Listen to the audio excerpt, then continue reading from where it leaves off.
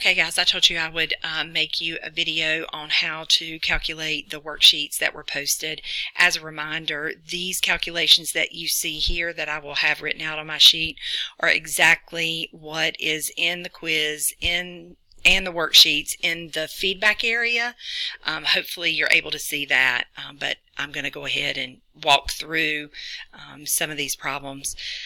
Up top, you can see that I've made myself some notes about that discharges equal deaths plus live discharges. That's a key concept.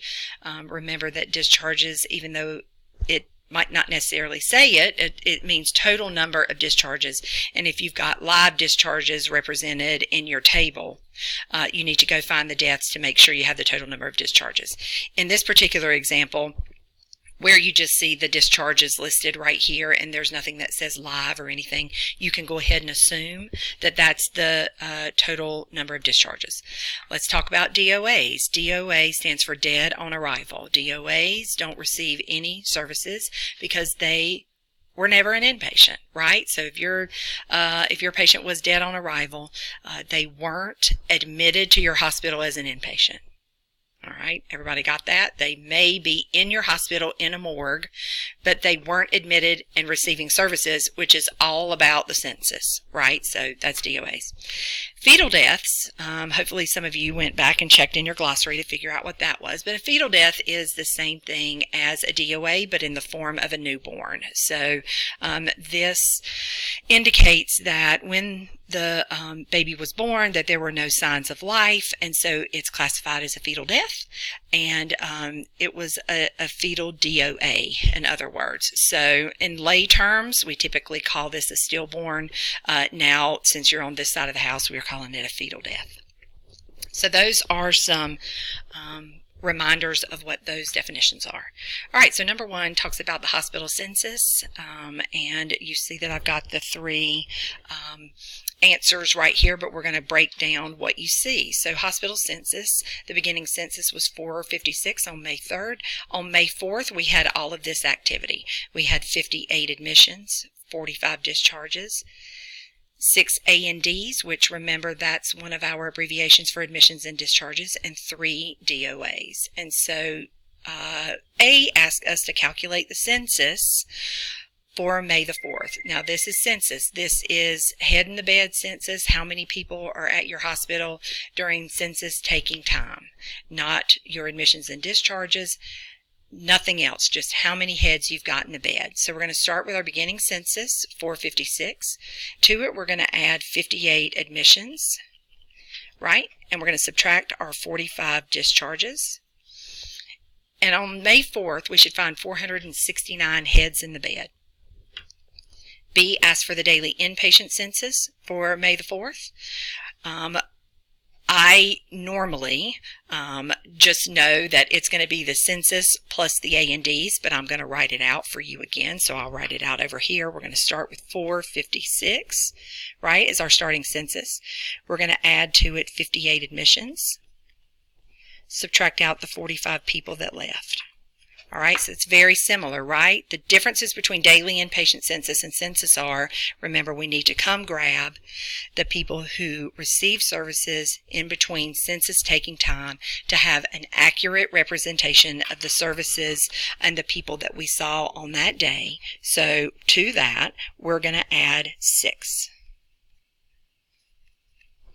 Okay, so when you do the math for all that, you're going to get 475. 475. In your text, you have been told, and I told you on a video, and you've seen it 1,000 times, that the daily inpatient census and inpatient service days are the same number. They just have different meanings depending on what side of the house you're using these definitions on. And so the answer is 475. But you can see how this would be a slippery slope, that if you did not understand what you were calculating, you have the opportunity to miss 2 questions right in a row. So I understand that, but this is also a test on figuring out whether or not you do understand that these are the same number, just different definitions. All right, so let's move on to May the 2nd. Newborn nursery we're going to start with 22 heads in the bed for our little babies on May 1st. To that, we're going to add 4 births. Remember, we talked about that before, that births and admissions are the same thing on the newborn side. So how are they admitted as a newborn? Well, they're born. So births equals admissions. Discharges 2, fetal deaths. We talked about what a fetal death was up here. Transfer in and transfer out. Remember, we talked about transfers at this point being intra-hospital, not what we're typically used to in those lay terms about people being discharged and transferred to a different facility. So for the head in the bed census for your babies on May the 2nd, because it asks for the census, so it wants the head in the bed census, you're going to start with 22. You're going to add to that the 4 births, subtract the 2 discharges, and the transfer out. So that's where that -1 comes from. And you're going to get 23. You should find 23 heads in the bed on May the 2nd. All right, so number 3 is a word problem.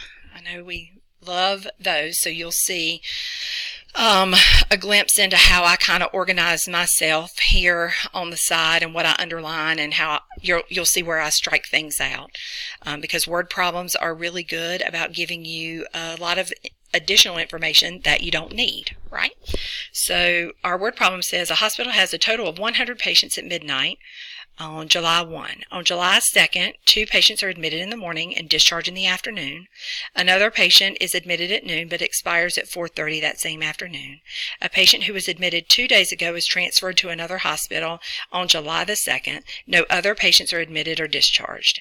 And so the easiest thing for you to do is to start underlining and making notes of things that happened that are relevant to the questions that you're going to be asked. So you're asked to calculate the inpatient census, the daily inpatient and inpatient service day figures. So you know that you need all of the admission and discharge information that pulled out or extracted out of the word problem. And so if you just kind of go in order with what it says, the first thing that you see is 2 patients are admitted in the morning and discharged in the afternoon. So that makes them A and Ds.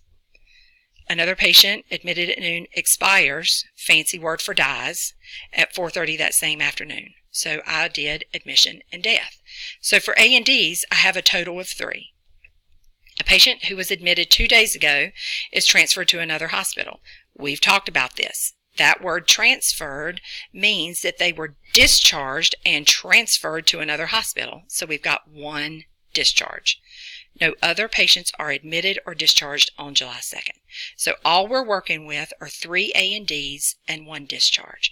So if our starting census was 100, you see it right here. We've got 100 minus 1, the 1 discharge. So we've got 99 heads in the bed on that particular day.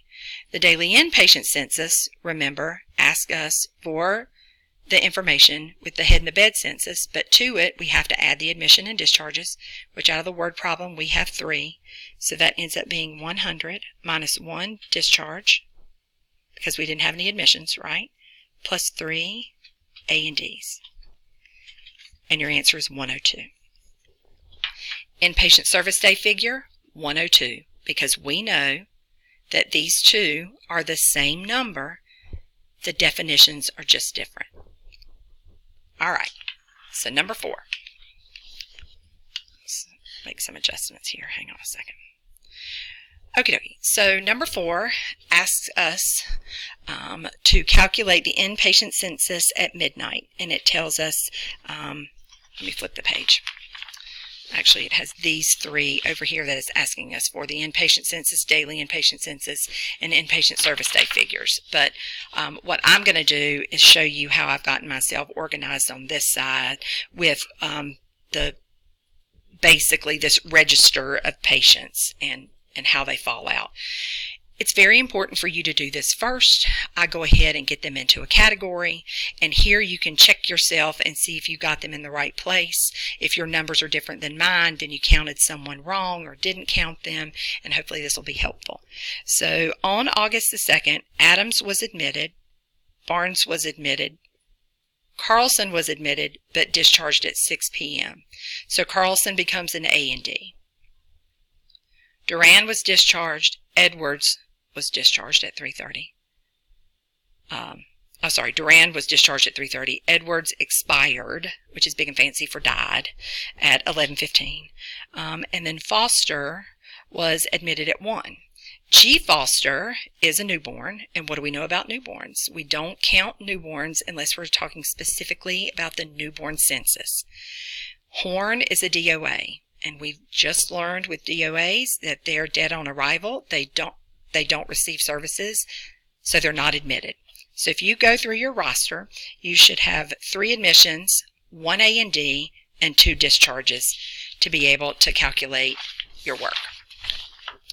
So unfortunately, the work's at the top of the page, of the next page, but we'll be able to do it. So you're starting with your beginning census of 150.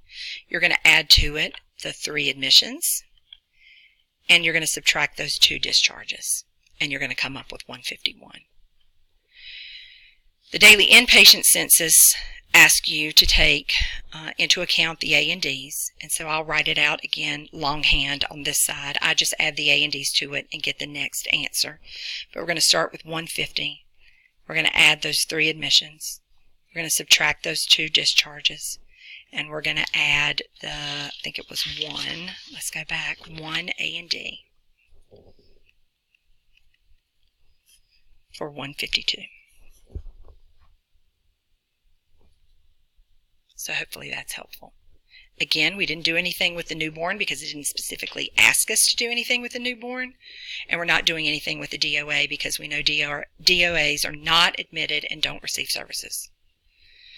All right, so self-test 18, St. Philip's Hospital.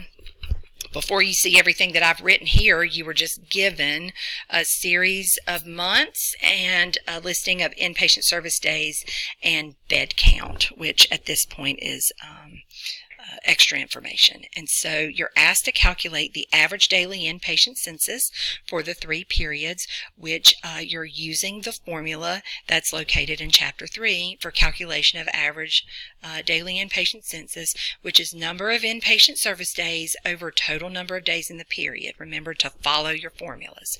And so you'll see what I've done over here is I took, remember we had a whole conversation about the knuckles, but I went ahead on my sheet of paper and I wrote down every month and the days in the month, and then calculated it to get my bottom number to be able to accurately reflect the total number of days in the period. So here you have the number of inpatient service days divided by number of days in the period for 364, and that continues all the way down. Key things that students would miss on a problem like number 1 are the fact that they have a miscalculation here in the total number of days in the period.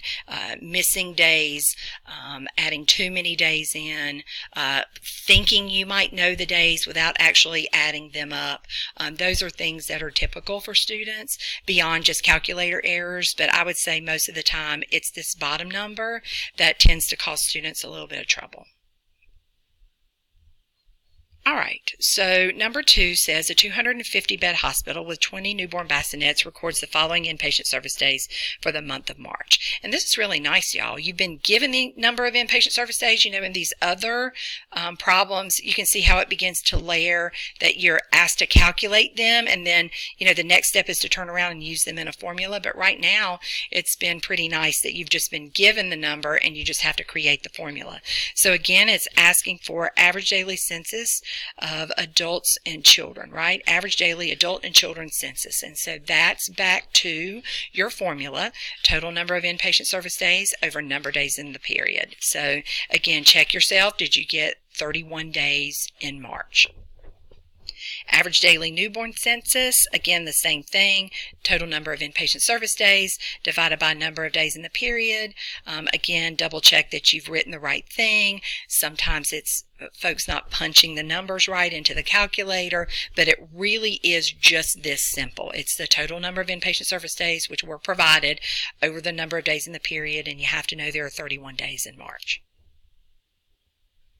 And I think I'm about out of time for the first one, and so I'll pick up with number 3 in the next video.